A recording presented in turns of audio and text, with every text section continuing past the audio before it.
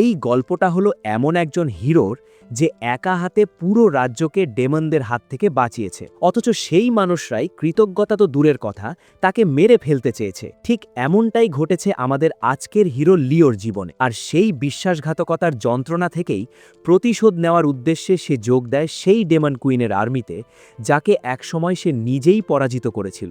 গল্প শুরু হয় 1 বছর আগে, যখন ডেমন কুইন ইকিডনা তার বিশাল রাক্ষস বাহিনী নিয়ে পৃথিবীতে হামলা চালায়। মানুষের যখন নাভিশ্বাস অবস্থা, তখন এন্ট্রি নেয় আমাদের হিরো লিও।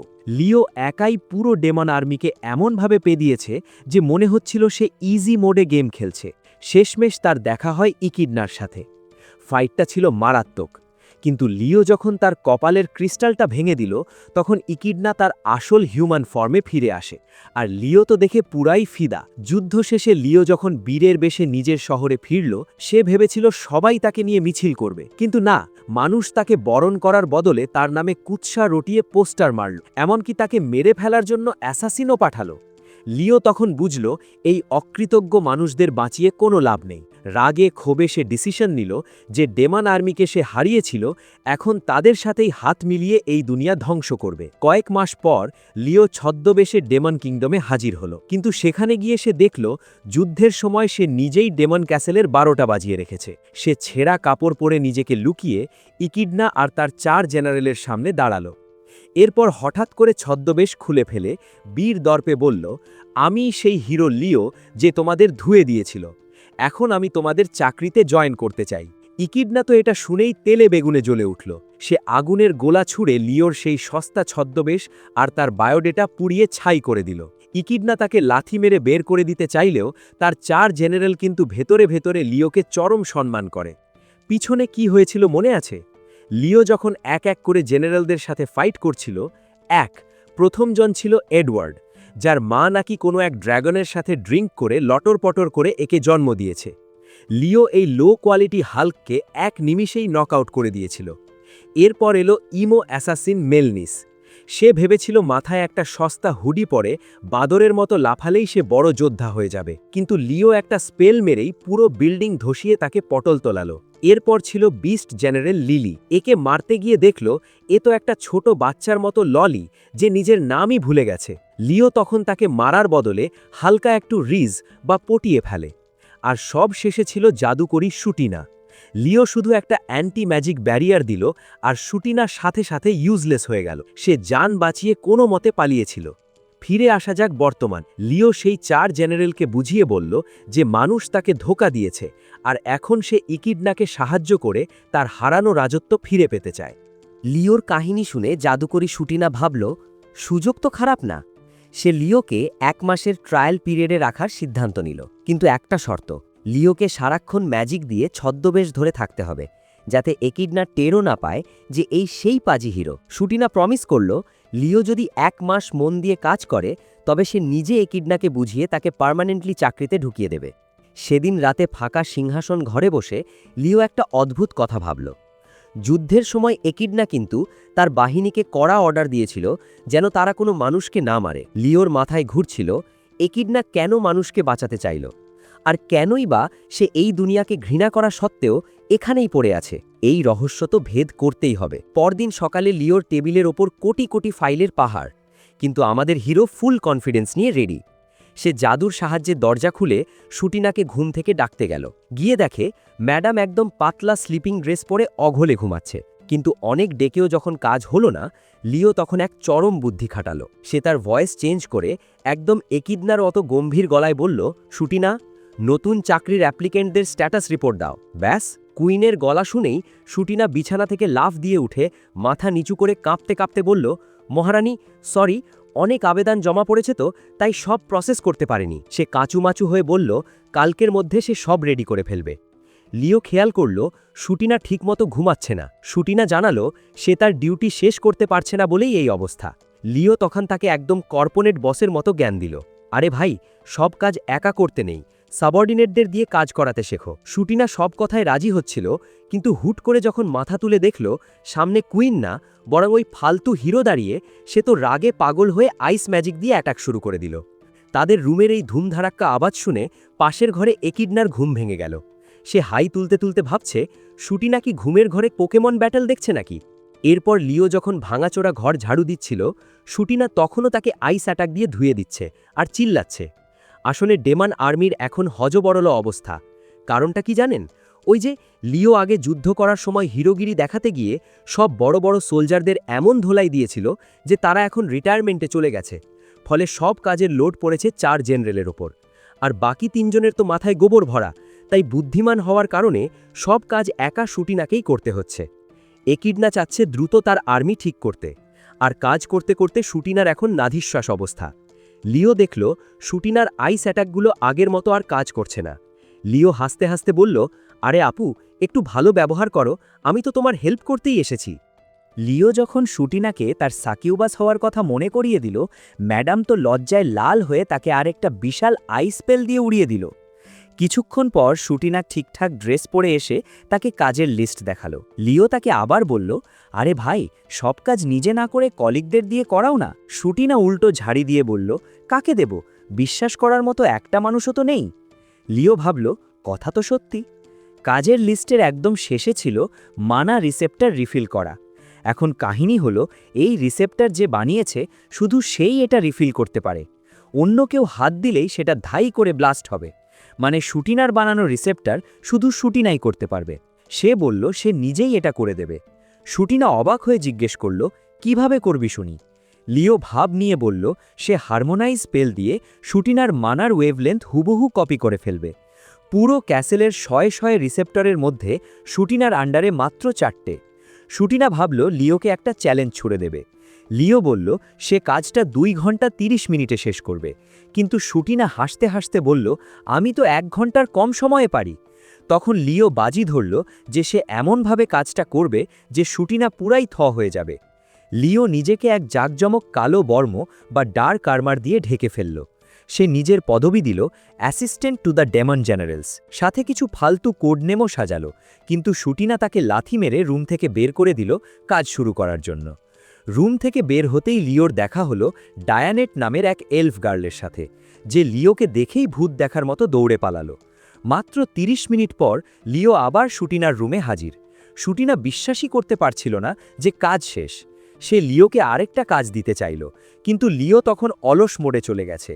সে বলল, আরে ভাই, মানা ম্যাচ করতে গিয়ে আমার মাথা হ্যাং হয়ে গেছে, এখন আমার রেস্ট চাই। লিও সোফায় শুয়ে আরাম করতে শুরু করল। শুটিনা যখন তাকে টেনে কাজে পাঠাতে চাইল, তখন আমাদের হিরো গ্র্যাভিটি স্পেল ব্যবহার করে নিজের ওজন কলোসাল টাইটানের মতো ভারী করে ফেলল। নড়াচড়া করার সাধ্য কার? শুটিনা রাগে এবার তার বানকাই দিয়ে লিওকে শেষ করে দিতে যাচ্ছিল। ঠিক তখনই দরজায় নক পড়ল। রুমে ঢুকল সেই এলফ গার্ল ডায়ানেট। ডায়ানেট এসে জানালো যে লিও তাকে যে তাবিজ বা ট্যালিসম্যান দিয়েছিল সেটা জাদুর মতো কাজ করেছে। শুটিনা তো লিও তখন ভাব নিয়ে বুঝিয়ে বলল যে সে আসলে একটা স্পেশাল পাথরের ভেতর শুটিনার জাদুর ওয়েভলেন্থ স্টোর করে সেটা ডায়ানেটকে দিয়ে দিয়েছে। এখন ডায়ানেট আর তার 4 জন সাথী মিলে এই কাজটা অনায়াসেই করতে পারবে। শুটিনাকে আর কষ্ট করে নিজে গিয়ে রিসেপ্টর রিফিল করতে হবে না। ডায়ানেট কাচুমাচু হয়ে বলল যে সে আসলে অনেক দিন ধরেই শুটিনার এই ওভারওয়ার্ক নিয়ে টেনশনে ছিল। এটা শুনে আমাদের রাগী জাদুকরী শুটিনার চোখে জল চলে এলো। ডায়ানেট চলে যাওয়ার পর লিও শুটিনাকে একদম মোটিভেশনাল স্পিকারদের মতো লেকচার দিল। ভাই, সব কাজ নিজে না করে টিমকে বিশ্বাস করতে শেখো, তবেই তো লিডার হওয়া যায়। শুটিনা এবার তার ভুল বুঝতে পারল। সে হাসি মুখে লিওকে থ্যাংক ইউ দিল। কিন্তু আমাদের লিও তো সুবিধার লোক না।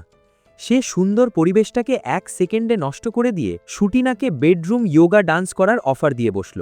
শুটিনা তাকে লাথি মেরে একদম ক্যাসেলের বাইরে পাঠিয়ে দিল। সেদিন রাতে শুটিনা লিওকে জানালো যে লিলিকে একটা বিশাল মিশনে পাঠানো হয়েছে। কিন্তু সমস্যা হলো ওই ব্রেনলেস ললি মিশনটাকে সিরিয়াসলি না নিয়ে খেলাধুলা মনে করছে। লিও ভাবল কাজ তো শেষ, এখন একটু সমুদ্রের পাড়ে ভ্যাকেশন কাটানো যাক। সে চলে গেল লার্গো সাগরের এক ট্রপিক্যাল দ্বীপে। কিন্তু তার শান্তি বেশিক্ষণ টিকল না, কারণ লিলি সেখানে তার দলবল নিয়ে রেস খেলা শুরু করে দিয়েছে। শুটিনা আগেই বুঝিয়েছিল যে লার্গো শহরটা ডেমন আর্মির জন্য লাইফলাইন।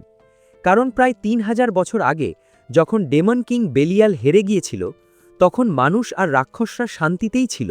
কিন্তু বেইমান মানুষরা ড্র্যাগন ফোকদের ওপর অত্যাচার শুরু করায় তারা লার্গোতে গিয়ে আশ্রয় নেয়। এই কারণেই তারা ইকিডানাকে যুদ্ধে সাহায্য করেছিল। এখন লার্গো থেকে খাবারের শিপমেন্ট না আসলে ডেমান আর্মি না খেয়ে মরবে। কিন্তু লিলির পাঠানো রিপোর্টগুলো দেখলে মনে হয় কোনো ছোট বাচ্চার ড্রয়িং খাতা, যেখানে শুধু হিজিবিজি আঁকিবুকি। তিতি বিরক্ত হয়ে বলল, লিলির কাছে যথেষ্ট লোক থাকা সত্ত্বেও সে মিশন শেষ করতে লেট করে।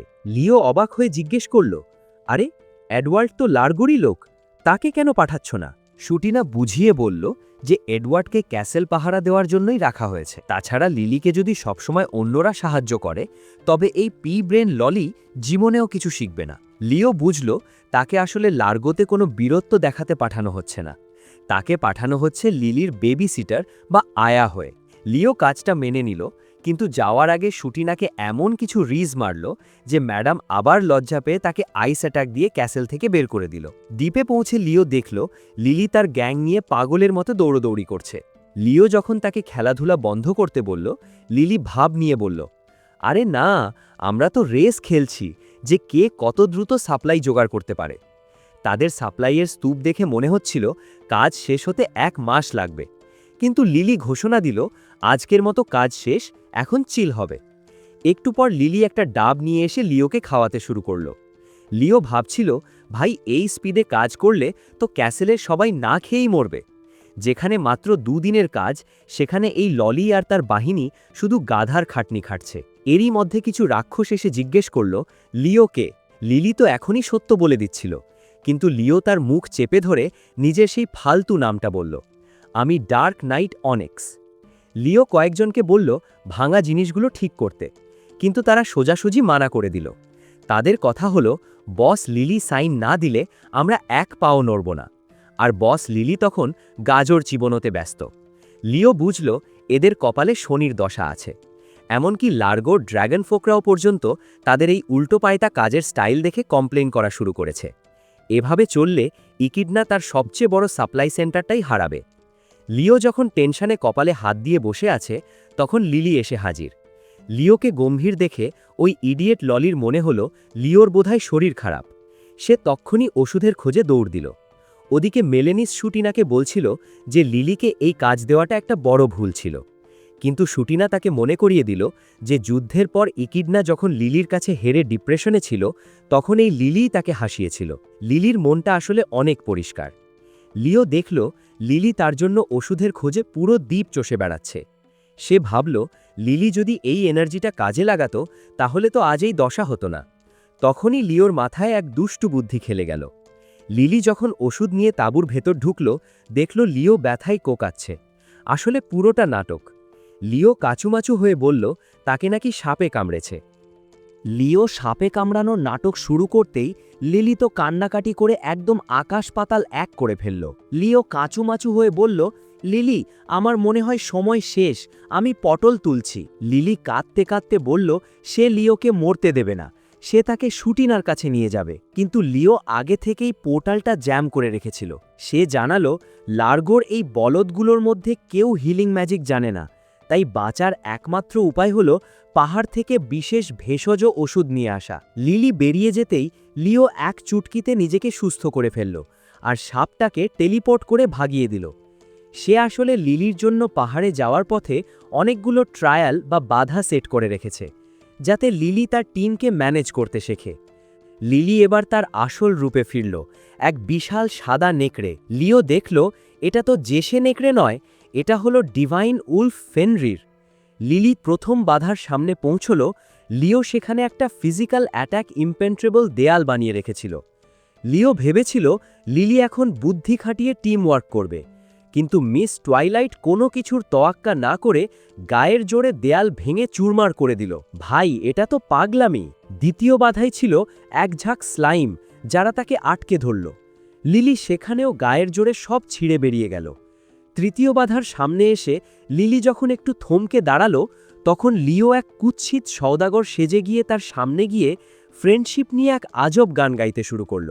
লিলি তখন ভাবল সে একা পারবে না, টিম লাগবে। কিন্তু না, সে টিমের কাছে যাওয়ার বদলে নদীর ভেতর দিয়ে সাঁতরে ওপারে গিয়ে হাজির হল। সব বাধা পার করে লিলি যখন ফিরে এলো, লিও তাকে বাহবা দিল। লিলি একটা ড্রয়িং বের করে দেখালো যেখানে সবাই মিলে কাজ করছে। সে বলল ওই বিচ্ছিরি সওদাগরটার কথাই তাকে বুঝিয়ে দিয়েছে যে সে একা সব করার মতো অত বুদ্ধিমান না, তার টিমের হেল্প লাগবেই। লিও খুশি হলো, কারণ শেষ পর্যন্ত এই ইডিয়াট ললির একটু ক্যারেক্টার ডেভেলপমেন্ট হয়েছে। ক্যাসেল ফিরে আসার পর শুটিনা লিওকে জানালো যে কুইন একিডনা স্বয়ং ডার্ক নাইট অনিক্সের সাথে দেখা করতে চেয়েছেন। খবরটা শুনেই লিওর মনে পড়ে গেল তার সেই অন্ধকার অতীত। বহু আগে তাকে হেলিকপ্টার থেকে নামানো হয়েছিল এক শহর রাক্ষসদের হাত থেকে বাঁচাতে। লিও দয়ামায়া ছাড়াই রাক্ষসদের কচকাটা করছিল, কিন্তু মানুষ তাকে থ্যাংক ইউ দেওয়ার বদলে ভয়ার্ত চোখে তাকিয়েছিল। লিও আসলে মানুষের প্রোটোকল মানার জন্য তৈরি এক মেশিন ছাড়া কিছুই ছিল না। বর্তমানে ফিরে এসে লিও একটা দীর্ঘশ্বাস ফেলল। সে ভাবছিল একিড নাকি তার আসল পরিচয় জেনে ফেলল নাকি।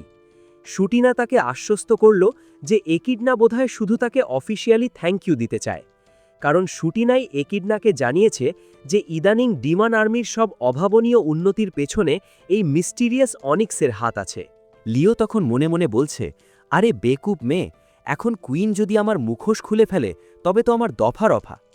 একিডনা তলোয়ারবাজি আর জাদু দুটোতেই ওস্তাদ, তাই সে লিওর ছদ্মবেশ ধরে ফেলাটা কোনো ব্যাপারই না। লিও তার বর্ম পরে রেডি হয়ে নিল আর শুটিনাকে বলল, সব আমি সামলে নেব, তুমি শুধু এমন ভাব করো যেন কিছুই জানো না। লিও যখন সিংহাসন কক্ষে ঢুকল, একিডনা তাকে প্রশংসায় ভাসিয়ে দিল। লিও বুঝল কুইন এখনও আসল সত্য ধরতে পারেনি। এরপর একিডনা তাকে তার পাশের ডিনারের অফার দিল। লিও তো অবাক, সে ভাবছে ভাই কোনোদিন কোনো মেয়ের সাথে ডেটে যায়নি, আর আজ সরাসরি এক ডেমন ব্যাডির সাথে ডিনার। দারুণ টুইস্ট, তাই না? দুজনে মিলে খাওয়া দাওয়া আর ড্রিঙ্ক করছিল, কিন্তু লিওর টেনশন কখন জানি তার আসল চেহারা বেরিয়ে পড়ে। হঠাৎ একিডনা আবদার করল, মুখোশটা খোলো তো, সামনাসামনি কথা বলি। লিও অনেক তালবাহানা করল, কিন্তু কুইন নাছোড়বন্দা। সে নিজেই এগিয়ে এসে লিওর মুখোশ টেনে খুলল। ঠিক সেই মুহূর্তে লিও 1 সেকেন্ডের মধ্যে ম্যাজিক দিয়ে নিজের চেহারার একটা ফ্যাকাশে ভার্সন বানিয়ে ফেলল। লিওর নিজের কাছে নিজেকে ট্রোলের মতো কুৎসিত লাগলেও ড্রাঙ্ক ইকিডনার কাছে ওটাই হিরো মনে হলো। এবার লিও প্ল্যান করল কুইনকে আরও মদ খাইয়ে একদম বেহুশ করে দেবে, যাতে আজকের মতো আপদ বিদায় হয়। লিও একদম বাটলারের মতো একের পর এক গ্লাস ভরতে লাগল। প্রায় 200 গ্লাস হয়ে গেল, কিন্তু কুইন তো দমার পাত্রী না। সে এবার সরাসরি বোতল থেকেই খাওয়া শুরু করল। ওদিকে শুটিনা তার অফিসে বসে থরথর করে কাঁপছে আর ভাবছে ওই বলদ হিরোটা না আবার সব গুবলেট করে দেয়। ঠিক তখনই লিও তার প্ল্যান বি শুরু করল। সে খাবারের প্রশংসা করে বলল, এই সসেজগুলো লার্গোর স্পেশাল মশলা দিয়ে বানানো। ইকিডনা লিলিকে বাহবা দিল যে সে ভালো কাজ করেছে। লিও খেয়াল করল ইকিডনার হাসিটা একদম সাধারণ একটা ইনোসেন্ট মেয়ের মতো। আসলে ওই সসেজগুলো লিও নিজেই বানিয়েছিল। লিও যখন জানল যে অনিক্স নিজেই রাঁধুনি, সে তো পুরাই ফিদা। কিন্তু হুট করে কুইন আবার সিরিয়াস হয়ে জিজ্ঞেস করল, তুমি সারাক্ষণ হেলমেট পরে থাকো কেন? লিও তখন এক ডাহা মিথ্যে কথা শোনালো। সে বলল তাকে নাকি দেবী টিয়ানা অভিশাপ দিয়েছে, তাই সে বেশিক্ষণ নিজের মুখ কাউকে দেখাতে পারে না। ইকিডনা টেনশনে পড়ে জিজ্ঞেস করল, তোমার কোনো ক্ষতি হবে না তো? লিও তখন ফুল সিম্প মোডে চলে গেল। সে বুক টানটান করে বলল, মহারানী, আপনার সাথে কয়েকটা মুহূর্ত কাটানোর জন্য আমি নিজের জীবন বাজি রাখতেও রাজি। লিও ভেবেছিল টাইম লিমিটের বাহানা দিয়ে সে এই ডেট থেকে পগার পার হতে পারবে, কিন্তু হিতে বিপরীত হল। ইকিডনার নেশার ঘরে সব ভুলে গিয়ে তাকে উল্টো আরও জোর করে ড্রিঙ্ক করাতে লাগল। ক্যাসেলের ওদিকে শুটিনা আর লিলির মধ্যে যখন তুমুল ঝগড়া চলছে, তখনই ডায়ানেট এক আর্জেন্ট মেসেজ নিয়ে দৌড়ে এলো। ডিনার টেবিলের পরিবেশটা হঠাৎ একটু শান্ত হলো। ইকিডনা লিওকে থ্যাংক ইউ দিল শুটিনা আর লিলিকে হেল্প করার জন্য। সে জানাল যারা তার এই মিশনে সাহায্য করবে তাদের সবার জন্য তার দরজা খোলা। সুযোগ বুঝে লিও একটা গুগলি ছুড়ে দিল, মহারানী, তাহলে আপনি সেই হিরো লিওকে কেন জায়গা দিলেন না যখন সে আপনার দলে আসতে চেয়েছিল? লিওর নাম শুনতেই ইকিডনা যেন ক্ষেপে লাল হয়ে গেল। সে চিল্লিয়ে বলল, ওই হিরো হলো দুনিয়ার শেষ ব্যক্তি যাকে আমি আমার দলে নেব। ও তো ভেতর থেকে আমার আর্মিকে শেষ করে দেবে। লিও মনে মনে হাসছে, আরে ভাই, যাকে তুমি গালি দিচ্ছ সেই তো তোমার এই ডাল ভাতের ব্যবস্থা করছে। ইকিডনা এবার ঘ্যান ঘ্যান শুরু করল যে ওই হিরোর কারণেই সে ফিলসফার স্টোন বা পরশ পাথর পায়নি। গুজব আছে যে এই পাথর মানুষকে অমর করে দিতে পারে, কিন্তু লিও তো এটা আগে ব্যবহার করেছে, সে জানে ওটা আসলে একটা খেলনা পাথর ছাড়া আর কিছুই না। ইকিডনা তখন এক বিশাল সিক্রেট ফাঁস করল। সে আসলে মানুষের সাথে যুদ্ধ শুরু করেছিল শুধু ওই পাথরটা পাওয়ার জন্য, রাজ্য দখল করতে নয়। লিও অবাক হয়ে জিজ্ঞেস করল, পাথর দিয়ে আপনি কি এমন করবেন যে এখনও এই মানুষের দুনিয়ায় পড়ে আছেন? ইকিডনা কোনো উত্তর না দিয়ে তাকে ব্যালকনিতে নিয়ে গেল। সে দেখালো যে ডিমন ওয়ার্ল্ড আসলে একটা বিশাল মরুভূমি, যেখানে না আছে সূর্য, না আছে কোনো গাছপালা। রাক্ষসরা সেখানে সামান্য খাবারের জন্য নিজেদের মধ্যে মারামারি করে। ইকিডনা চায় ওই পাথর দিয়ে তার নিজের ভূমিকে একটা সুন্দর স্বর্গ বানাতে। লিও তো পুরাই সে বুঝল ইকিডনা আসলে তার নিজের জাতির ভালোর জন্য ভিলেন সেজেছে। ইকিডনা আরও জানালে সে কেন মানুষকে মারতে মানা করেছিল। সে নিজেকে পুরোপুরি ভিলেন বানাতে পারেনি, কারণ সে জানত মানুষরা শুধু তাদের ঘর বাঁচানোর চেষ্টা করছে, ঠিক যেমনটা সে করছে। সে এমনকি লিওর ওপর কোনো রাগও পুষে রাখেনি। সে জানে হিরোর কাজই হলো মানুষকে বাঁচানো। লিও এবার বুঝতে পারল এই ডিমন কুইন আসলে এক বিশাল বড় মনের মানুষ। লিও যখন আবেগে আপ্লুত হয়ে নিজের আসল পরিচয়টা বলতে যাচ্ছিল, ঠিক তখনই শুটিনা আর লিলি হন্তধন্ত হয়ে হাজির। তারা জানাল যে বাকি দুই জেনারেল, মেলনিস আর এডওয়ার্ড, তাদের মিশনে হাল ছেড়ে দিয়েছে। একদিন সন্ধ্যায় লিও দেখল ইমো অ্যাসাসিন মেলনিস নদীর ধারে একা মন খারাপ করে বসে আছে। লিও তার কাছে গিয়ে জিজ্ঞেস করল, কাহিনী কি? কিছুদিন আগে যখন লিও জেনারেলদের চিঠিগুলো চেক করছিল, লিও যখন মেলনিস আর এডওয়ার্ডের চিঠি পড়ল, তার তো চোখ কপালে ওঠার দশা। মেলনিস লিখেছে সে নাকি ওয়ান পিস খুঁজতে যাচ্ছে, তাই কেউ যেন তাকে খুঁজতে না আসে। ওদিকে এডওয়ার্ড বলছে সে তার সৈন্যদের ঠিকমতো মারপিট শেখাতে পারেনি বলে সে আত্মহত্যা করবে। লিও ডিসিশন নিল সে মেলনিসকে ধরবে, আর ইকিডনা বলল সে এডওয়ার্ডকে সামলাবে। ইকিডনা তখনও নেশার ঘরে টালমাটাল ছিল, কিন্তু হুট করে মুখ দিয়ে আগুন ছুড়ে সে 1 সেকেন্ডে সোবার হয়ে গেল। লিও তার ডার্ক আর্মার পরে মেলনিসকে খুঁজতে বেরিয়ে পড়ল। মেলনিস তাকে দেখেই অ্যাট্যাক শুরু করল। লিও যখন দেখল কোনো কথায় কাজ হচ্ছে না, সে তখন নিজের আসল রূপ দেখালো। মেলনিস তো বর্তমানে ফিরে এসে লিও জিজ্ঞেস করল, এই ওয়ান পিস খোঁজার বাহানা দিয়ে পালানো কি ছিল? মেলনিস কাচুমাচু হয়ে বলল সে আসলেই কুইট করতে চায়। কিন্তু আমাদের হিরো লিও তো বুদ্ধিমান, সে কথা বলতে বলতেই জাদুর শিকল দিয়ে মেলনিসের পা বেঁধে ফেলল। লিও বলল, ভাই তুমি পালালে ডেমন আর্মি তো লাটে উঠবে, আসল সমস্যাটা বলো তো। কিছুক্ষণ নেজুকো সাজার ভং ধরার পর মেলনিস আসল বোমা ফাটালো। 3 দিন পর তাকে কয়েকশো গুপ্তচর আর এজেন্টের ইন্টারভিউ নিতে হবে। এখন সমস্যা হলো, যারা ইন্টারভিউ দিতে আসবে তারা সবাই কথা বলায় ওস্তাদ, আর আমাদের মেলনিস হলো ইন্ট্রোভার্ট ইমো। সে মানুষের সামনে কথা বলতে গেলেই তোতলাতে থাকে। আগে যখন সে গিল্ড মাস্টার ছিল তখন অন্য লোক দিয়ে কথা বলাতো, কিন্তু লিও তো যুদ্ধের সময় তার সব মুখপাত্রদের ধোলাই দিয়ে ডেমন ওয়ার্ল্ডে পাঠিয়ে দিয়েছে। মেলনিস ভেবেছিল কোথাও ট্যুরে গেলে সে কথা বলা শিখে যাবে, কিন্তু এখন লিওকে দেখে সে আবদার ধরল, ভাই তুমি আমাকে আগামী 3 দিনের মধ্যে কমিউনিকেশন মাস্টার বানিয়ে দাও। লিও তাকে ঝাড়ি দিয়ে বলল, আরে বেকুব, সমস্যা থাকলে খুলে বলবি তো, তা না করে ওয়ান পিস খোঁজার নাটক করার কি দরকার ছিল। মেলনিস পালানোর চেষ্টা করল, কিন্তু ওই যে লিওর জাদুর শিকল। লিও রাজি হলো তাকে ট্রেনিং দিতে। এরপর লিও বা অনেক্স ইকিডনাকে গিয়ে সব আপডেট দিল এবং কড়া করে বলে দিল মেলনিস যেন ভুলেও এখন কোনো সারপ্রাইজ ট্রিপে যেতে না পারে। ললি আবার লিওর আসল নাম বলে দিচ্ছিল, কিন্তু কোনো মতে মুখ চেপে নিজেকে সামলে নিল। ইকিডনা তাকে পাত্তা না দিয়ে লিওকে বলল যে মেলনিস নিজের অনেক সমস্যা থাকা সত্ত্বেও ডেমন আর্মি গোছাতে জান প্রাণ দিয়ে চেষ্টা করছে। লিও তখন মনে মনে হাসছে, কারণ যুদ্ধের সময় এই মেলনিসই বলেছিল যে সুযোগ পেলে সে পুরো মানব জাতিকে শেষ করে দেবে। লিও এবার জিজ্ঞেস করল, আচ্ছা ওই ষণ্ডা এডওয়ার্ডের কি খবর? ইকিডনা যা জানালো সেটা শুনে লিওর চোখ কপালে ওঠার দশা। এডওয়ার্ড নাকি আত্মহত্যা করার জন্য নিজের পেটে তলোয়ার মারতে গিয়েছিল, কিন্তু তার 6 প্যাক অ্যাবস এতই শক্ত যে তলোয়ারই ভেঙে চুরমার হয়ে গেছে। ভাই এটা তো পাগলামি। ইকিডনা এবার তার তুরুপের তাস ছেড়েছে। এডওয়ার্ডের মেয়ে জুলিয়েটাকে পাঠিয়েছে তার ওপর নজর রাখতে, কারণ ওই মেয়েই হলো এই রাক্ষসের একমাত্র weakness. Cut to the next scene. এক আজব রেস্টুরেন্টে দেখা গেল ইঁদুররা রান্না করছে, পুরো র্যাটাটুই স্টাইল, আর আমাদের হিরো লিও আর ইমো মেলনিস দুজনে মিলে বারমেইড বা মেয়েলি ড্রেস পরে খাবার সার্ভ করছে। হেড শেফ লিওকে থ্যাংক ইউ দিল, কারণ লিও আসার পর থেকে রেস্টুরেন্টের খাবারের কোয়ালিটি একদম আকাশচুম্বী হয়ে গেছে। লিও ভাব নিয়ে বলল, আরে এটা তো মাত্র শুরু, আমার কাছে আরও মাস্টার শেফ টেকনিক আছে। শেফ মেলনিসকে দেখে বলল, বাহ, এই মেয়েটা তো একদম কুমিসানের মতো কিউট আর শান্ত। মেলনিস দাঁত কিরমির করে লিওকে জিজ্ঞেস করল, ভাই, এই মেয়েদের জামাকাপড় পরে খাবার সার্ভ করলে আমার কথা বলা কিভাবে ঠিক হবে? লিও বুঝিয়ে বলল, আরে ভাই, তুই তো ডেমনদের কাছে কের মতো ফেমাস, তোকে চিনলে কি কেউ খেতে আসবে? আর এই ড্রেস পরে মানুষের সেবা করলে তুই কমিউনিকেশনের বেসিকটা বুঝবি। লিও তাকে টিজ করে বলল, তোকে কিন্তু এই মেড ড্রেসে বেশ কিউট লাগছে। শেফ যখন মেলনিসকে কাস্টমারদের দেখে একটু হাসতে বলল, মেলনিস এমন এক হাসি দিল যেটা হান্টার এক্স হান্টারের হিসোকার হাসির চেয়েও বেশি ভয়ঙ্কর। লিও তখন তাকে লেকচার দেওয়া শুরু করল, শোনো, কথা বলার সময় এমপ্যাথি বা সহমর্মিতা থাকতে হয়। মেলনিস অবাক হয়ে বলল, ভাই, আমি অ্যাসাসিন, আমাকে তো শুরুতেই শেখানো হয়েছিল দয়া মায়া বিসর্জন দিতে, আমাকে কোনো সিক্রেট টেকনিক শেখাও।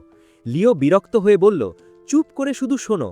লিও বুঝিয়ে বলল যে ভালো বক্তা হওয়ার আগে ভালো শ্রোতা হতে হয়। মানুষ যখন দেখবে তুমি মন দিয়ে তাদের কথা শুনছ, তারা এমনিতেই তোমার কাছে মুখ খুলবে। ঠিক তখনই কিছু কাস্টমার এসে মেলনিসকে নিয়ে উল্টাপাল্টা কথা বলতে শুরু করল। রেস্টুরেন্টে মেইড ড্রেস পরে থাকা মেলনিসকে যখন এক গুন্ডা আজেবাজেভাবে টাচ করতে গেল, মেলনিস আর নিজেকে ধরে রাখতে পারল না। এক পলকে সে ওই গুন্ডার হাত মুটকে দিল আর তার পুরো বাহিনীকে ধোলাই দিয়ে নাকে খত দেওয়ালো। ফেরার পথে লিও তাকে বাহবা দিল যে সে ভালোই উন্নতি করছে। কিন্তু রুমে ফিরে মেলনিস হঠাৎ সিরিয়াস হয়ে একটা বোমা ফাটালো।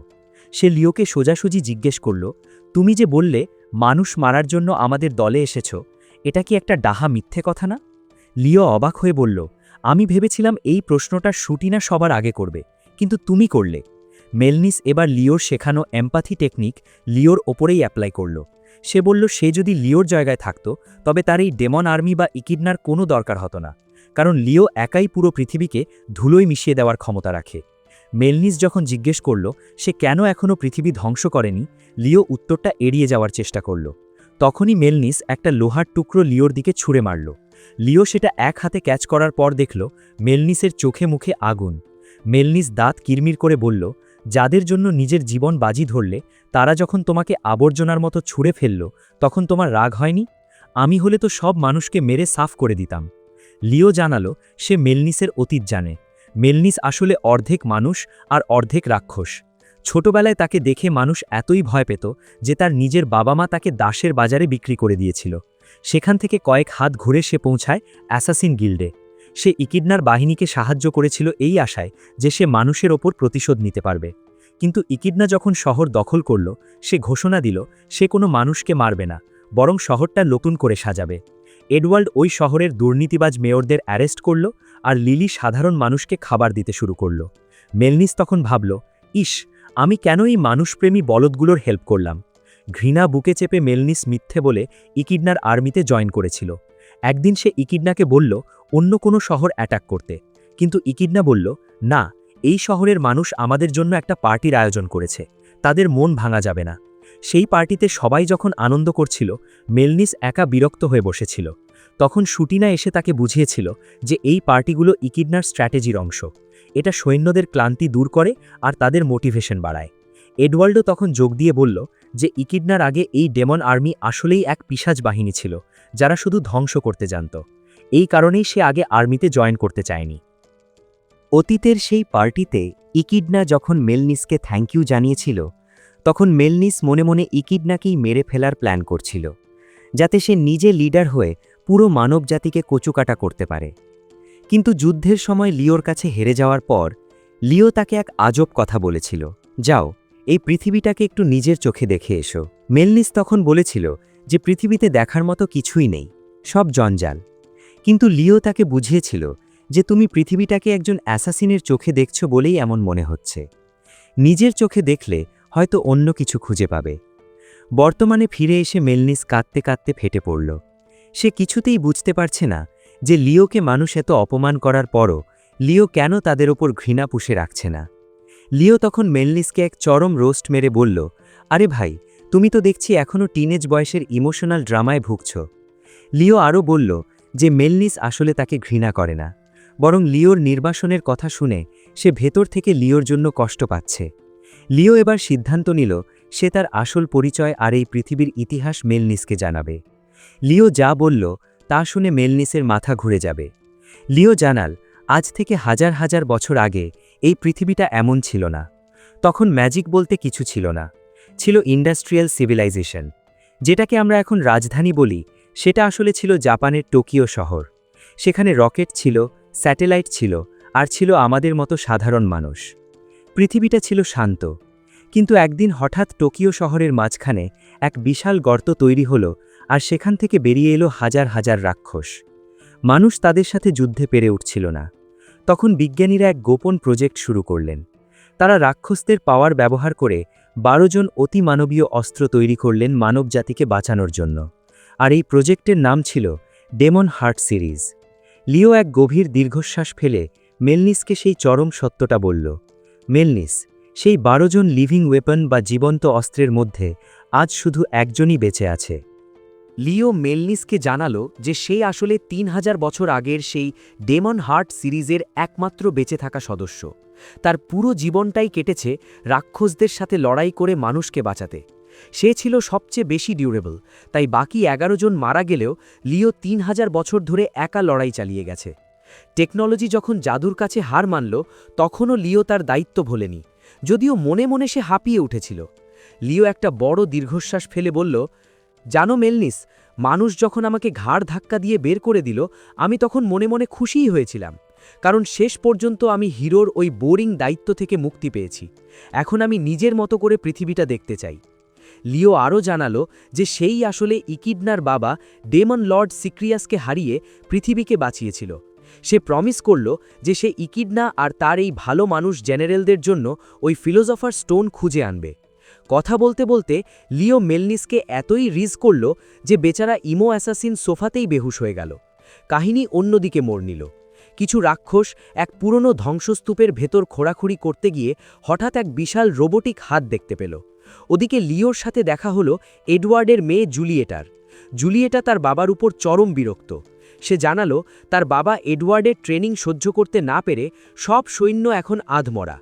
এডওয়ার্ড তার নতুন সৈন্যদের পাঠিয়ে দিয়েছিল এক ভয়ঙ্কর আর্চ কাইমেরার সাথে লড়াই করতে। বেচারা নতুন সৈন্যরা তো আর এডওয়ার্ডের মতো দানব নয়, তাই তারা হারান হারল। আর এতেই এডওয়ার্ড ক্ষেপে গিয়ে বলল তার সৈন্যরা নাকি উইক আর ইউজলেস। সে লজ্জায় আবার আত্মহত্যা করতে চেয়েছিল, কিন্তু আপাতত সেই আইডিয়া বাদ দিয়েছে। লিও তখন জুলিয়েটাকে আসল কাহিনী বুঝিয়ে বলল। সে বলল, তোমার বাবা তো একটা বলদ, সে ভাবে সে যেমন শক্তিশালী সবাই বুঝি তেমনই হবে। সে এটা বুঝতে চায় না যে সবার জেনেটিক্স লিলির মতো হয় না, বা সবার এডুকেশন শুটিনার মতো হয় না। জুলিয়েটা অবাক হয়ে জিজ্ঞেস করল, বাবা কেন এটা বুঝতে পারে না? তখন লিও এক চরম ধ্রুব সত্য কথা শোনাল। সে বলল, শোনো জুলিয়েটা, একজন ভালো যোদ্ধা মানেই যে সে একজন ভালো শিক্ষক হবে এমন কোনো গ্যারেন্টি নেই। লিও জুলিয়েটাকে বুঝিয়ে বলল, তোমার বাবার মতো দক্ষ যোদ্ধারা একটা ভুল প্রায়ই করে। তারা ভাবে তাদের স্টুডেন্টরা বুঝি তাদের লেভেলেরই শক্তিশালী। তারা নিজেদের ট্রেনিং মেথড সবার ওপর চাপিয়ে দেয়, আর কাজ না হলে স্টুডেন্টদের দোষ দেয়। জুলিয়েটা দীর্ঘশ্বাস ফেলে জানালো, লিওর কাছে হারার পর এডওয়ার্ড নিজের ট্রেনিং ডাবল করে দিয়েছে। সে আরও বলল যে তার সৈন্যরা এডওয়ার্ডকে এতটাই শ্রদ্ধা করে যে তারা অজ্ঞান হয়ে যাওয়া অবধি পরিশ্রম করে, কিন্তু কেউ হাল ছাড়ে না। লিও কথা দিল সে এই সিচুয়েশন সামলে নেবে। ওদিকে মেলনিস কিন্তু বসে নেই। সে শুটিনা আর লিলিকে লিওর সে গোপন সত্যটা জানিয়ে দিল যে লিও আসলে 3000 বছর আগের এক লিভিং ওয়েপন, আর সে মানুষের ওপর প্রতিশোধ নেওয়ার মিথ্যে নাটক করছে। শুটিনা ভাবল লিওর ওপর নজর রাখা দরকার, তবে আপাতত তাকে বিশ্বাস করা ছাড়া উপায় নেই। লিলি তো খুশিতে বাগবাগুম। হঠাৎ ইকিডনা লিওকে ডেকে ব্যথালো এক অদ্ভুত খবর দিতে। এডওয়ার্ড নাকি জেনারেলের পদ ছেড়ে দিয়েছে। সে এখন সাধারণ সৈনিক হিসেবে নিজের আন্ডারে থাকা সৈন্যদের সাথে ট্রেনিং করবে। লিও ভাবল, ভাই, এটা তো আরও বিপদ। ওই দানবটা যদি এখন সাধারণ সৈনিকদের সাথে ট্রেনিং করে, তবে তারা ভয়েই হার্ট অ্যাটাক করবে। ইকিডনা নিজেও সিচুয়েশন সামলাতে পারছিল না, তাই লিও দায়িত্ব নিল সব ঠিক করার। তবে যাওয়ার আগে ইকিডনা বলল সব মিটে গেলে সে লিওর সাথে এক গুরুত্বপূর্ণ বিষয়ে কথা বলবে। ঠিক তখনই লিলি সেই বিশাল রোবোটিক হাতওয়ালা মেশিনটা নিয়ে হাজির হলো। লিও সেটা দেখে চিনতে পারল। ওটা আসলে একটা প্রাচীন গুন্ডাম, যার কোড নেম ফ্যান্টাম 9। এটা স্পেশালভাবে তৈরি করা হয়েছিল হাই র্যাঙ্কিং রাক্ষসদের খতম করার জন্য। লিও বুঝল এডওয়ার্ডকে শিক্ষা দেওয়ার জন্য এটাই সেরা অস্ত্র। কিছুক্ষণ পর এডওয়ার্ড তার সৈন্যদের সামনে ঘোষণা দিল যে সে এখন থেকে তাদেরই একজন, আর তার মেয়ে জুলিয়েটা হবে নতুন জেনারেল। সৈন্যরা তো পুরাই শকড। ঠিক তখনই আকাশের উপর থেকে ছদ্মবেশে থাকা লিও মুচকি হাসল। সে মনে মনে বলল, এবার বাছাধনদের এমন শিক্ষা দেব যে ট্রেনিংয়ের নাম শুনলেই জ্বর আসবে। বিশাল সেই মেশিন গোলম ফ্যান্টম 9 সামনে আসতেই এডওয়ার্ড তার সৈন্যদের অর্ডার দিল হামলা করতে। কিন্তু সৈন্যদের তলোয়ার ওই লোহার গায়ে লেগে উল্টো নিজেদেরই তলোয়ার ভেঙে চুরমার হয়ে গেল। এডওয়ার্ড পাগলের মতো চিল্লাচ্ছিল আবার অ্যাটাক করার জন্যে। ঠিক তখনই রোবটটা থামল আর এক ভয়ঙ্কর লেজার বিম ছুড়ল। লিও ঠিক সময়ে ম্যাজিক দিয়ে সেই লেজার ডিফ্লেক্ট করে দিল, যা পাশের একটা পাহাড়কে নিমিষেই ধুলোয় মিশিয়ে দিল। এডওয়ার্ড এবার নিজেই ড্র্যাগন ফর্মে চার্জ করল রোবটটার দিকে। রোবটটা একটা লেজার ব্লেড দিয়ে কোপ মারল, আর এডওয়ার্ড কোনো মতে সেটা ডজ করল। লিও এবার সামনে এসে রোস্ট করা শুরু করল। আরে বলদ, এই অ্যাটাক তো ড্র্যাগন স্কেলও চিরে ফেলবে। বাঁচতে চাইলে আমার কথা শোন। এডওয়ার্ড তর্ক করতে যাচ্ছিল, কিন্তু তখনই রোবটটার একটা শটে তার শরীরের শক্ত ড্র্যাগন স্কেল খসে পড়ল। লিও তাকে গাধা আর বেকুব বলে চিল্লাতে চিল্লাতে ইনস্ট্রাকশন দিচ্ছিল। লিওর বুদ্ধিতে এডওয়ার্ড শেষমেশ রোবটের ব্রেডটা কেটে ফেলতে পারল। জুলিয়েটা আর লিও দুজনেই চিল্লিয়ে বলল যে রোবটটার মেইন উইকনেস হল তার বুকের মাঝখানটা, টর্সো। এডওয়ার্ড তার সব শক্তি দিয়ে সেখানে এক মোক্ষম আঘাত করল, আর প্রকাণ্ড রোবটটা ধপাস করে মাটিতে পড়ে গেল। কিন্তু শান্তি বেশিক্ষণ টিকল না। রোবটটা একটা সিগন্যাল পাঠালো, আর ধ্বংসস্তূপের ভেতর থেকে আরও ডজন ডজন মেশিন গোলম জেগে উঠল। লিও যখন একা লড়াই করার প্রস্তুতি নিচ্ছিল, তখনই এন্ট্রি নিল স্বয়ং ডেমন কুইন ইকিডনা। সে একাই এক বিশাল আগুনের গোল্লা ছুঁড়ে সব রোবটকে বারবিকিউ বানিয়ে ফেলল। সব শান্ত হওয়ার পর লিও এবার এডওয়ার্ডকে তার নিজের ওষুধের স্বাদ চাখাল। সে তাকে চরম অপমান করে বোঝালো যে এই রোবটের সামনে সে কতটা অসহায় ছিল। এডওয়ার্ড শেষ পর্যন্ত নিজের ভুল বুঝতে পারল। জুলিয়েটাও বাবাকে বোঝালো যে সবাই তোমার মতো ড্র্যাগনের শক্তি নিয়ে জন্মায়নি, তাই নিজের লেভেল সবার উপর চাপিয়ে দেওয়া ঠিক না। এডওয়ার্ড সবার সামনে ক্ষমা চাইল, আর তার সৈন্যরাও তাকে আবার লিডার হিসেবে মেনে নিল। ওদিকে ইকিডনা রোবটগুলো পুড়িয়েও শান্তি পাচ্ছিল না। সে কোনো সুবার মেগুমিনের চেয়েও বড় এক্সপ্লোশন মেনিয়াক হয়ে ওগুলোকে আবার ব্লাস্ট করছিল, আর জেনারেলরা তাকে টেনে হিচড়ে থামানোর চেষ্টা করছিল। কয়েকদিন পর শুটিনা লিওর রুমে এসে জানাল যে কুইন ইকিডনা তাকে বড় কোনো পদে প্রমোট করতে চায়। কিন্তু শুটিনা সোজাসুজি জিজ্ঞেস করল, মেলনিস আমাদের সব বলেছে, তুমি কি আসলেও আমাদের সাথে বেইমানি করছো? লিও শান্ত গলায় বলল সে সব সত্যি বলবে এবং সে কখনো তাদের ধোঁকা দেবে না। শুটিনা তাকে সতর্ক করে দিল, ইকিডনা জানতে পারলে কিন্তু কারো গর্দান থাকবে না। আমি সিগন্যাল না দেওয়া পর্যন্ত তোমার মুখোশ খুলবে না। যাওয়ার সময় সে খেয়াল করল লিও আইব্রাড দ্য জয়নার অফ হ্যান্ডস নামের একটা বই পড়ছে, যেটা ইকিডনার খুব প্রিয় বই। কাহিনী কিন্তু এখন একদম ক্লাইম্যাক্সে। শুটিনা যাওয়ার আগে লিও জিজ্ঞেস করল, তারা কি আসলেও ফিলোজফার স্টোন পাবে? লিও কনফিডেন্সের সাথে বলল, কাজটা সহজ না হলেও সে তার পাওয়ার দিয়ে এটা হাসিল করেই ছাড়বে। শুটিনা যাওয়ার পর লিওর মনে পড়ে গেল অনেক বছর আগের এক অদ্ভুত স্মৃতি।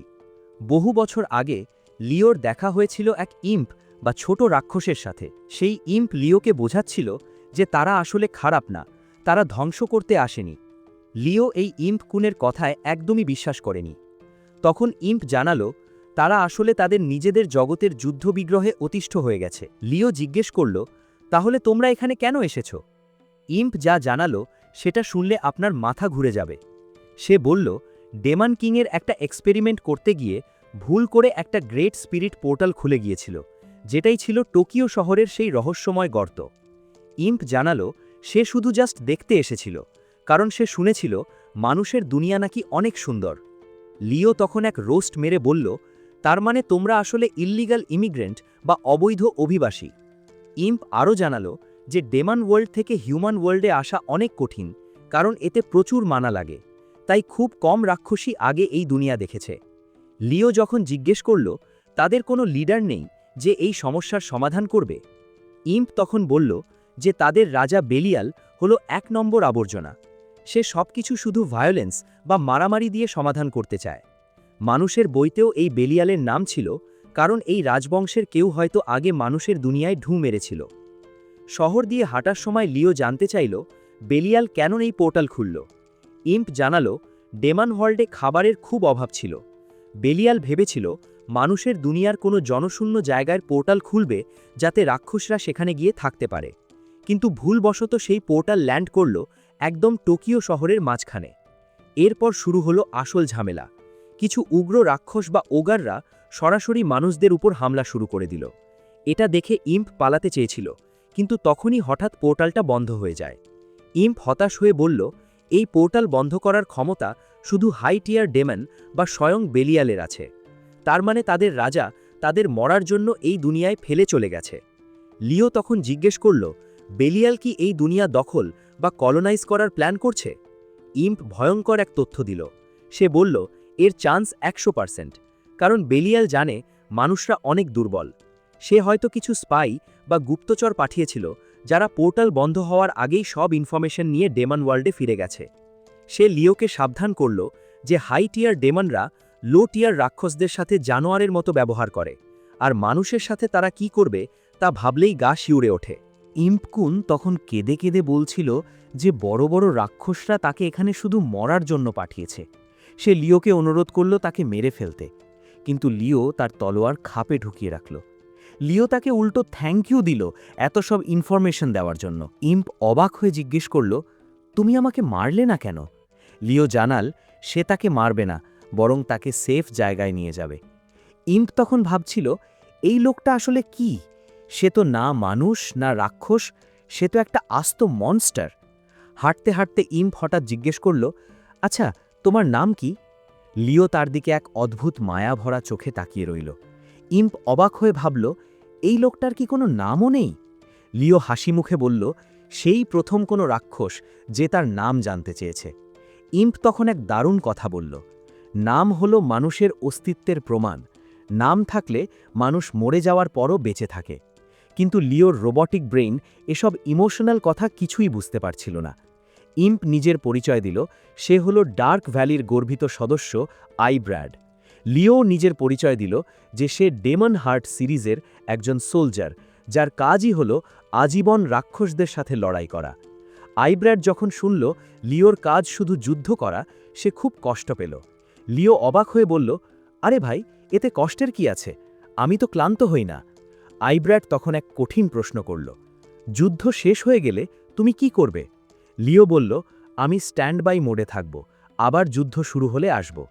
আইব্র্যাড আফসোস করে বলল তার মানে তোমার কোনো পারপাস নেই, তুমি কি অনন্তকাল ধরে শুধু মারামারিই করে যাবে। আমি চাই তুমি ইনভিনসিবল বা অমর হওয়ার আগেই যেন মারা যাও, কারণ এই উদ্দেশ্যহীন দীর্ঘ জীবন তোমার জন্য নরকের মতো হবে। আইব্র্যাডকে যখন সৈন্যদের হাতে তুলে দেওয়া হলো, সে যাওয়ার সময় লিওকে এক অমর উপদেশ দিয়ে গেল শোনো লিও, মানুষ যখন তোমাকে ছুঁড়ে ফেলবে তখন নিজের জন্য বেঁচে থাকার একটা কারণ খুঁজে নিও, নিজের লাইফটা এনজয় করতে শিখো, আর হ্যাঁ, আমার নামটা কোনোদিন ভুলো না। লিও তখন কথাগুলো না বুঝলেও আইব্র্যাডের সেই আইব্র্যাড নামটা সারা জীবনের জন্য নিজের হার্ড ড্রাইভে সেভ করে রাখল। বর্তমানে ফিরে এসে লিও যখন সিংহাসন কক্ষের দিকে হাঁটছে, তার কানে আইব্র্যাডের সেই 3000 বছর আগের কথাগুলো বাজছে। লিও এখন বুঝতে পারছে আইব্র্যাড কেন তাকে লাইফ এনজয় করতে বলেছিল। ওদিকে কুইন ইকিডনা একটা ডকুমেন্টের দিকে গম্ভীর হয়ে তাকিয়ে আছেন, যেখানে লেখা আছে ডার্ক নাইট অনিক্সের ট্রায়াল পিরিয়ড আজ শেষ। কুইন একিডনা খুশি মনে এক ডকুমেন্টে সই করলেন।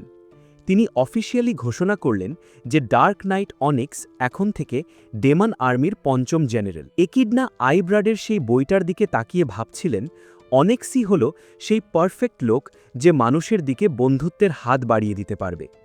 একিডনা যখন ভাবছিলেন যে সবকিছু এবার ঠিক হয়ে যাবে, ঠিক তখনই এক রাক্ষসী এসে এক ভয়ঙ্কর খবর দিল গ্রেট স্পিরিট পোর্টাল বন্ধ হয়ে যাচ্ছে। পোর্টাল চালু রাখার জন্য যে বিরল ক্রিস্টাল দরকার ছিল তা প্রায় শেষ। লিও আর শুটিনা সাথে সাথে জাদুর সাহায্যে পোর্টালটাকে ধরে রাখার চেষ্টা শুরু করল। একিডনা বিশ্বাসই করতে পারছিলেন না যে যখনই তিনি ভবিষ্যতের স্বপ্ন দেখতে শুরু করেছেন, তখনই এমন এক বিপর্যয় নেমে এলো। কিছুক্ষণ পর একিডনা সব জেনারেলদের এক জরুরি মিটিংয়ে ডাকলেন। তিনি জানালেন পোর্টালটা আপাতত স্থিতিশীল হলেও এটা বড়জোর আর 7 দিন খোলা থাকবে। লিলি কাঁচুমুচু হয়ে জিজ্ঞেস করল, পোর্টাল বন্ধ হয়ে গেলে কি হবে? একিডনা গম্ভীর গলায় বললেন, তাহলে আমরা আর কোনো দিন আমাদের নিজেদের জগতে ফিরে পারব না। এমনকি নতুন পোর্টাল খুলতে কয়েকশো বা হাজার বছরও লেগে যেতে পারে। আর সেই হাজার বছর ধরে ডেমন ওয়ার্ল্ডের রাক্ষসরা ধুকে ধুকে মরবে। শুটিনা সিচুয়েশনটা বুঝিয়ে বলল, তাদের সামনে এখন মাত্র দুটো রাস্তা খোলা আছে। এক, পোর্টাল বন্ধ হওয়ার আগেই সবাইকে নিয়ে ডেমন ওয়ার্ল্ডে ফিরে যাওয়া।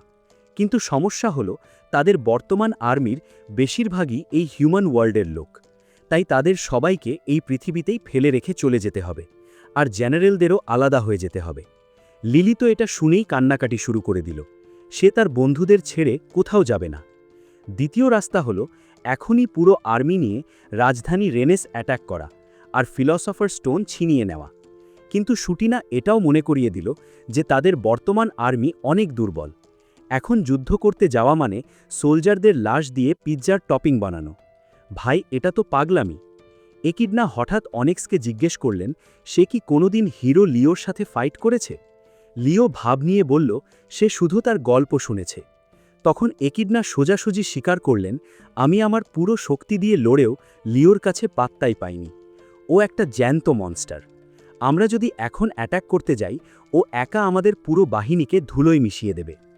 একিডনা বললেন, তিনি নিজে মরতে ভয় পান না, কিন্তু তিনি চান না তার সোলজাররা অকারণে মরুক। তাই তিনি এক কঠিন সিদ্ধান্ত নিলেন। আর্মি ভেঙে দিয়ে তারা ডেমন ওয়ার্ল্ডে ফিরে যাবেন। তিনি আর শুটিনা ফিরে গিয়ে নিজেদের জাতির হাল ধরবেন। কিন্তু একিডনা এটাও জানতেন যে ওই ফিলসফার স্টোন ছাড়া ফিরে যাওয়া মানে হল সিংহাসন কক্ষের জানালার দিকে মুখ ফিরিয়ে ফেরে ইকিডনা তার চোখের জল লোকানোর চেষ্টা করছিলেন। তিনি সবাইকে ধন্যবাদ দিলেন এতকাল তার পাশে থাকার জন্য। তিনি ঠিক করলেন রানী হিসেবে তাকে শক্ত থাকতে হবে। ইকিডনা বললেন, আমাদের ডেমন ওয়ার্ল্ড বাঁচানোর জন্য অন্য কোনো রাস্তা খুঁজে বের করতে হবে। লিও তখন ইকিডনাকে সেই মাতাল অবস্থার কথাগুলো মনে করিয়ে দিল, যে ইকিডনা আসলে তার প্রজাদের এক সুন্দর স্বর্গ উপহার দিতে চেয়েছিলেন। ইকিডনা ছোটবেলা থেকেই নিজেকে তৈরি করেছিলেন যাতে একদিন তিনি মানুষের দুনিয়া থেকে সেই সুখ শান্তি তার নিজের জগতে নিয়ে যেতে পারেন। লিও এবার তার হেলমেট খুলে ফেলল। সে এক ধাক্কায় ইকিডনার সব ভুল ধারণা ভেঙে দিল। সে বলল, শোনো ইকিডনা, ফিলোসফার স্টোন কোনো জাদুর পাথর না যে উইশ করলেই সব হয়ে যাবে। এটা আসলে পুরনো মেকানিক্যাল যুগের একটা অ্যাডভান্স ইঞ্জিন, যা একটা মাইক্রো ব্ল্যাক হোল ব্যবহার করে আনলিমিটেড এনার্জি তৈরি করে। লিও আরও জানাল যে এটা চালানোর জন্য একটা ম্যানুয়াল বা গাইড বই দরকার, যা মানুষের দুনিয়াতেই কোথাও লুকিয়ে আছে। ইকিডনা যখন প্রায় হাল ছেড়ে দিচ্ছিলেন, লিও তার পেছনে গিয়ে দাঁড়ালো। সে বলল, ভেঙে পড়ো না, মানুষের দুনিয়ায় একটা নয় বরং দুটো ফিলোসফার স্টোন আছে। ইকিডনা যখন লিওর দিকে তাকালেন, তিনি তো পুরাই পাথরের মতো জমে গেলেন। লিও তার ছদ্মবেশ ছেড়ে নিজের আসল পোশাকে ফিরে এলো। সে ক্ষমা চেয়ে বলল, সরি ইকিডনা, তোমাকে ধোঁকা দেওয়ার একটা বড় কারণ ছিল। আমি আসলে দেখতে চেয়েছিলাম তুমি ওই পাথরের যোগ্য কিনা। যদি তুমি অযোগ্য হতে তাহলে আমি অনেক আগেই চলে যেতাম, কিন্তু আমাদের সেই ডিনারের দিন আমি বুঝেছি যে তোমার চেয়ে যোগ্য আর কেউ নেই। আমাদের পি ব্রেইন কুইন ইকিডনা বিশ্বাসই করতে পারছিলেন না যে তার প্রিয় অনিক্সি আসলে তার চিরশত্রু লিও। লিও বলে চলল যে ইকিডনার হাতে পাথরটা তুলে দিলে দুই জগতেই শান্তি আসবে। কিন্তু ইকিডনা এতই শকড আর রেগেছিলেন যে লিওর কথা শেষ হওয়ার আগেই এক বিশাল ফ্লেম অ্যাটাক দিয়ে লিওকে উড়িয়ে দিলেন। জেনারেলরা ইকিডনাকে শান্ত করল। তারা মনে করিয়ে দিল যে লিও যা যা করেছে সব ডেমন আর্মির মঙ্গলের জন্যই করেছে। ইকিডনা এবার শান্ত হয়ে জিজ্ঞেস করলেন, বলো, দ্বিতীয় পাথরটা কোথায়? লিও জানাল সেটা আছে সিসাত পাহাড়ে, কিন্তু সেটা এক শক্তিশালী গার্ডিয়ান পাহারা দিচ্ছে। দুজন মিলে যখন পাহাড়ের দিকে হাঁটছিলেন, ইকিডনা জিজ্ঞেস করল, তুমি তো চাইলে আমাদের টেলিপোর্ট করে নিয়ে যেতে পারতে, মিছিমিছি কেন হাঁটাচ্ছ? লিও মুচকি হেসে বলল, আমি আসলে তোমার সাথে একটু কথা বলতে চাইছিলাম। লিও তাকে বোঝালো যে পাথর পাওয়ার পর তাকে অবশ্যই ম্যানুয়ালটা খুঁজে বের করতে হবে। লিও তার 3000 বছর পুরনো অতীতের কথা আবার তাকে শোনাল। ইকিডনা তো অবাক, লিও 3000 বছর ধরে বেঁচে আছে। লিও এক ভয়ঙ্কর সত্য ফাঁস করল। সে জানালো তার নিজের হার্টই হল সেই ফিলসফার স্টোন। আর ইকিডনাকে যদি ডেমন ওয়ার্ল্ড বাঁচাতে হয় তবে লিওকে মেরে তার বুক থেকে ওই পাথরটা বের করে নিতে হবে। জেনারেলরা তো শুনেই পাথর। লিও দেখল তারা কেউ হাত তুলতে পারছে না, তাই সে এবার ব্লিথের আইজেনের মতো এক ভয়ঙ্কর ভিলেনের রূপ নিল। সে হুমকি দিল যদি তারা তাকে না মারে তবে সে পুরো মানব জাতিকে ধ্বংস করে দেবে। লিও আর সময় দিল না, সে সরাসরি ইকিডনার উপর হামলা শুরু করল। তলোয়ারের প্রতিটি ঘা যেন এক একটা পাহাড় উড়িয়ে দেওয়ার শক্তি রাখে। ইকিডনা চিৎকার করে জিজ্ঞেস করল, লিও তুমি কি পাগল হয়ে গেছ? লিও ঠান্ডা গলায় উত্তর দিল, আমি একদম ঠিক আছি। পৃথিবীকে বাঁচানোর জন্য যদি পৃথিবী ধ্বংস করতে হয় আমি তাই করব। লিও এবার লিলির দিকে এক মরণঘাতী অ্যাটাক ছুড়ল। এডওয়ার্ড লিলিকে বাঁচাতে মাঝখানে এলেও লিওর শক্তির সামনে সে খড়কুটোর মতো উড়ে গেল। লিও পাগলের মতো হাসতে হাসতে বলল, 3000 বছর ধরে এই দুনিয়াকে রক্ষা করেছি, এবার সব মুছে ফেলে নতুন করে শুরু করার সময় এসেছে। শুটিনা তার জাদুর খাঁচায় লিওকে বন্দি করার চেষ্টা করলেও লিও মুহূর্তের মধ্যে সেটা ছিঁড়ে বেরিয়ে এলো। শুটিনা কাঁদতে কাঁদতে জিজ্ঞেস করল, লিও তুমি কি আমাদের সাথে কাটানো সময়গুলোর কথা ভুলে গেলে? তুমি কি আমাদের কোনোদিন বন্ধু ভাবনি? লিওর বুকে পাথর চাপা দিয়ে শুধু বলল, মরে যাওয়ার আগে এসব বলে লাভ নেই, আমাকে মারো, না হলে তোমরা সবাই মরবে। লিও এবার শুটিনাকে লক্ষ্য করে ঝাঁকে ঝাঁকে আলোর তীর ছুড়ল। এডওয়ার্ড নিজের পিঠ দিয়ে সেই তীরগুলো ঠেকিয়ে শুটিনাকে বাঁচালেও এক বিশাল বিস্ফোরণে সবাই ছিটকে পড়ল। এডওয়ার্ডের অবস্থা এখন পুরো বারবিকিউ করা মুরগির মতো। শুটিনা শেষ পর্যন্ত বুঝল লিও দয়া মায়া সব ছেড়ে দিয়েছে। আকাশে তখন হাজার হাজার আলোর তীর, যেন এক মৃত্যুপুরী। লিও হুঙ্কার দিয়ে বলল, আমি এই হিরোর রোলে ক্লান্ত, আমাকে ঘৃণা করতে হয় করো, কিন্তু আমি আজ মানুষ আর রাক্ষস দুই জগতই শেষ করে দেব। ইকিডনা আর শুটিনা তাদের সবটুকু শক্তি দিয়ে শিল্ড বানিয়ে টিমকে রক্ষা করল। ইকিডনা বুঝতে পারল তার মানা এখনও পুরো রিকভার হয়নি, তবুও এই গ্যাম্বল তাকে খেলতেই হবে। লিলি কাঁদতে কাঁদতে লিওকে লার্গো আইল্যান্ডের সেই উপদেশের কথা মনে করিয়ে দিচ্ছিল। সে চেয়েছিল লিওর কষ্টগুলো ভাগ করে নিতে। লিও এক মুহূর্তের জন্য নরম হওয়ার নাটক করল, কিন্তু পরক্ষণেই পৈশাচিক হেসে বলল, তোরা সবাই জাস্ট কামানের গোলা। কথা শেষ হতে না হতেই সে লিলিকে আলোর ব্লেড দিয়ে আঘাত করল। এটা দেখে ইকিডনা হিতাহিত জ্ঞান হারিয়ে লিওর ওপর ঝাঁপিয়ে পড়ল। শুটিনা লিওর ওপর হাই লেভেল লাইটনিং স্পেল মারল, কিন্তু লিওর গায়ে এক আঁচড়ও কাটল না। লিও এক রহস্যময় হাসি দিয়ে বলল, তোদের সবটুকু শক্তি নিয়ে আয়, না হলে কিন্তু মজা পাব না। এডওয়ার্ড আবার উঠে দাঁড়াল। সে লিওকে থ্যাংক ইউ দিল তাকে অন্যের দুর্বলতা বুঝতে শেখানোর জন্য।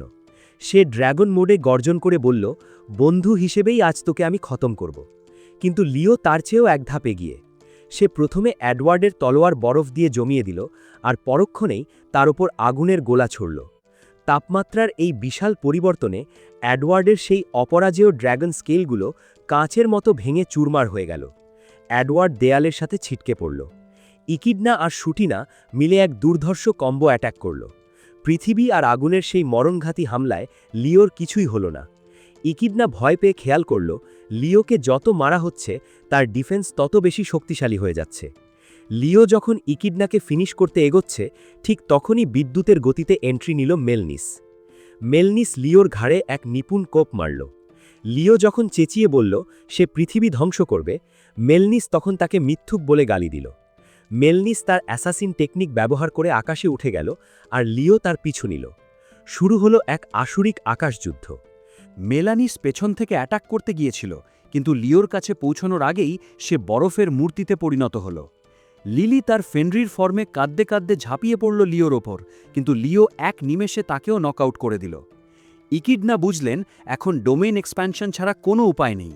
তিনি শুটিনাকে বললেন মাত্র 42 সেকেন্ড সময় করে দিতে। ইকিডনা তার বাবা সিক্রিয়াসের শেখানো সেই গোপন নিষিদ্ধ জাদু অ্যান্টি লিও কাস্ট করা শুরু করলেন, যা তৈরিই করা হয়েছিল এই হিরোকে খতম করার জন্য। শুটিনা লিওর সামনে দাঁড়িয়ে চিৎকার করে বলল, লিও, আমি জানি তুমি নাটক করছো, তুমি ভিলেন সেজেছ যাতে আমরা তোমাকে মেরে পাথরটা নিয়ে দুই জগৎকে এক করতে পারি। লিও কথা না বাড়িয়ে শুটিনার পেটে এক ঘুষি মারল, কিন্তু তার চোখে ছিল এক অন্যরকম আরতি। ঠিক তখনই ইকিডনা সেই অ্যান্টি লিও স্পেলটা ছুঁড়ে দিলেন।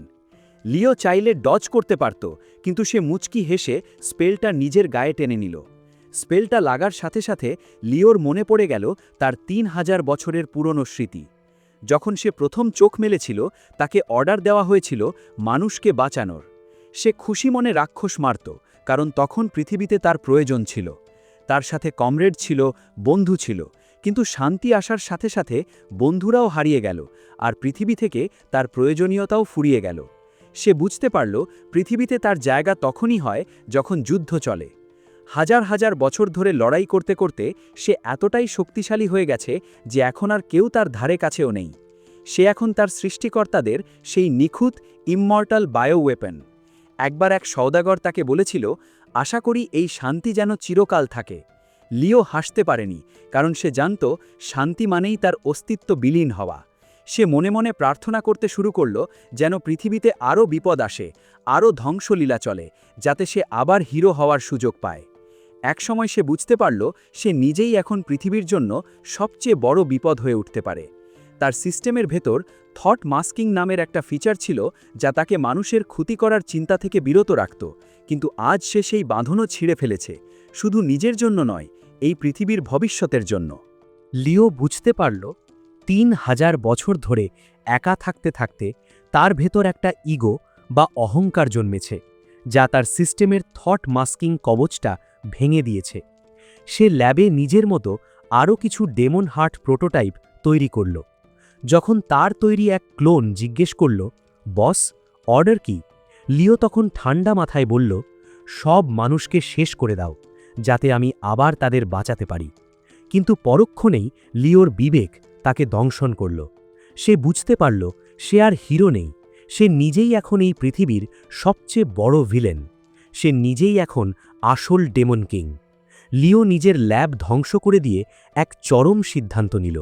সে ভাবল, আমি যদি আজ ধ্বংস না হয়ে যাই, তবে একদিন আমি এই পৃথিবীকে নরক বানিয়ে ছাড়ব। কিন্তু সে তো এমনি এমনি হার মানতে পারে না, তাকে হারানোর মতো কাউকে দরকার। ঠিক সেই সময় সে ইকিডনাকে দেখল। যেখানে অন্য সব ডেমন কিং ধ্বংসলীলা চালায়, ইকিডনা সেখানে তার সৈন্যদের কড়া নির্দেশ দিচ্ছে, খবরদার, কোনো মানুষকে অকারণে মারবে না। আমাদের লক্ষ্য যুদ্ধ করা নয়, আমাদের লক্ষ্য শান্তি চাওয়া। লিও অবাক হয়ে ইকিডনার সৈন্যদের ইন্টারভিউ নেওয়া শুরু করল। এক ইম্প তাকে বলল, ইকিডনার মতো দয়ালু রানী আর হয় না। সৈন্যরা জানালো ইকিডনা নিজে ফ্রন্ট লাইনে থেকে যুদ্ধ করে আর সবাইকে সম্মান দেয়। লিও তার অর্ব আই দিয়ে ইকিডনাকে পর্যবেক্ষণ করে বুঝল এই সেই ব্যক্তি যার হাতে পৃথিবীর ভবিষ্যৎ নিরাপদ। সে ভাবল ইকিডনাই পারবে মানুষ আর রাক্ষসদের মধ্যে বন্ধুত্বের সেতু গড়তে। লিও সিদ্ধান্ত নিল সে ইকিডনাকে এক ফাইনাল ইন্টারভিউ দেবে, নিজের জীবনের বিনিময়ে। লিও তার শেষ যাত্রা শুরু করল। এটা জয়ের যাত্রা নয়, এটা হলো হিরোর পদ থেকে ইস্তফা দেওয়ার যাত্রা। সে একে একে 4 জেনারেলকে পরীক্ষা করল তারা বিশ্বস্ত কিনা। এরপর ক্যাসেলের সব গার্ডদের ধোলাই দিয়ে সে সরাসরি ইকিডনার সামনে গিয়ে দাঁড়াল। শুরু হলো সেই মহাপ্রলয়ঙ্কারী যুদ্ধ, যা আসলে লিওর এক সাজানো নাটক। একিডনার শরীরের হাড়গুলো যেন মটমট করে ভাঙছিল। সেই অ্যান্টিলিও স্পেল দিয়ে 3000 বছরের শক্তিকে আটকে রাখা কোনো সাধারণ কাজ না। একিডনার চোখ দিয়ে রক্ত ঝরছিল, কিন্তু সে জানত এই তার শেষ সুযোগ। লিওকে সে আর মাত্র 6 সেকেন্ড আটকে রাখতে পারবে। ওদিকে লিও 3000 বছর পর প্রথমবার নিজেকে অসহায় অনুভব করল। তার কোনো পাওয়ার কাজ করছিল না, কিন্তু তার মুখে ছিল এক জাদুকরী হাসি। সে ভাবছিল, অবশেষে আমি মরতে পারছি। লিও আর একিডনা দুজনেই একে অপরের মনের কথা বুঝতে পারছিল। লিও বুঝতে পারল সে হিরো হিসেবে ব্যর্থ হয়েছিল, কারণ সে কখনো অন্যের ওপর ভরসা করতে শেখেনি। আর ইকিডনা বুঝল লিওর আসল ইচ্ছা মৃত্যু নয়, বরং এমন কাউকে খুঁজে পাওয়া যে তাকে এই একাকিত্ব থেকে বাঁচাবে। লিও মনে মনে খুশি যে সে তার শেষ যাত্রার সঙ্গী হিসেবে ইকিডনা আর তার এই পাগল জেনারেলদের বেছে নিয়েছে। হঠাৎ জেনারেলরা সবাই উঠে দাঁড়াল। ইকিডনা চোখের জল মুছে গর্জন করে বলল, লিও, আমি তোকে একজন সত্যিকারের বীরের মতো মৃত্যু দেব। তার নির্দেশে 4 জেনারেল তাদের জীবনের সেরা অ্যাটাক দিয়ে লিওকে আঘাত করল। লিও সবাইকে এক শেষ থ্যাংক ইউ জানিয়ে মাটিতে লুটিয়ে পড়ল। পুরো ময়দান নিস্তব্ধ। ইকিডনার এক আর্তচিৎকারে শেষ হল 3000 বছরের এক মহাকাব্যিক যুদ্ধ। কিন্তু কাহিনীতে টুইস্ট এখনও বাকি। কিছুক্ষণ পর লিও চোখ মেলল। ইকিডনা তার কাছে গিয়ে বাঁকা হেসে জিজ্ঞেস করল, কেমন লাগলো এই ওয়ালমার্ট ডেমন লর্ড সেজে নাটকটা করাটা? লিও হাসল, বলল, দারুণ ছিল। আমি সবসময়ই ভিলেন হতে চেয়েছিলাম, আর তোমাদের সাথে কাজটা করতে পেরে আমি সত্যি খুশি। ইকিডনা তাকে বকা দিয়ে বলল, তুই ইচ্ছা করে ওই স্পেলটা নিজের গায়ে নিয়েছিস, না হলে আমরা তোকে ছোঁয়ারও ক্ষমতা রাখতাম না। লিও তখন তার বুকের দিকে ইশারা করল। সে জানালো সে অলরেডি একটা এমার্জেন্সি ওভাররাইড কমান্ড দিয়ে নিজের শরীরকে ফিলোজফার স্টোন থেকে আলাদা করে ফেলেছে। তার কাছে আর মাত্র ৩০০ সেকেন্ড বা ৫ মিনিট সময় আছে।